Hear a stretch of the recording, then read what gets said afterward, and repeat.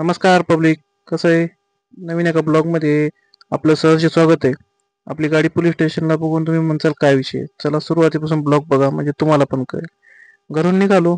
अनवर जात होता काम करून घराकडे. मग म्हणलं अनवर म्हणला चल मी पण निघतो.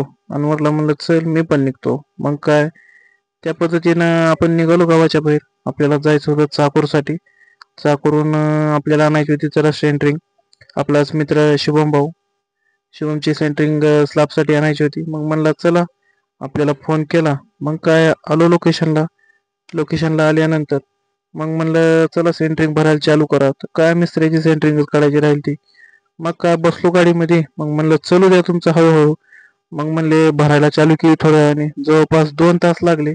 कारण 2च लेबर होते. शुभम भाऊंना म्हणला थोडीशी हेल्प करा. हे पोलीस स्टेशन मध्ये गणपतीचं आणि हनुमानाचं मंदिर आहे. त्याचं बांधकाम चालू होतं. तिथली सेंटरिंग घेऊन आपल्याला जायचं होतं आपल्या गावाकडे म्हणजे तेलगावला. मग काय म्हणलं सेंटरिंग वगैरे भरायला चालू केली. जवळपास गाडीच फुल भरली. सेंटरिंग वगैरे भरली आणि निघालो बाहेर.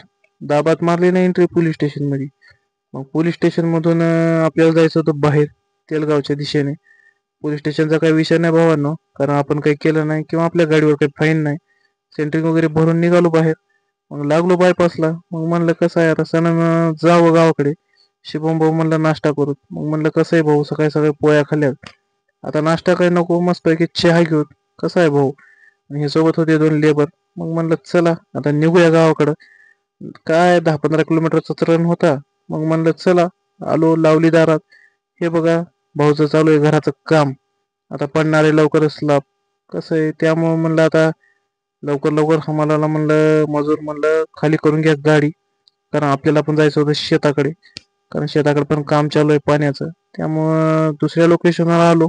इथं होतं हे रामेश्वर ठाकूरगाव यांचं घर. तिथला काही माल होता.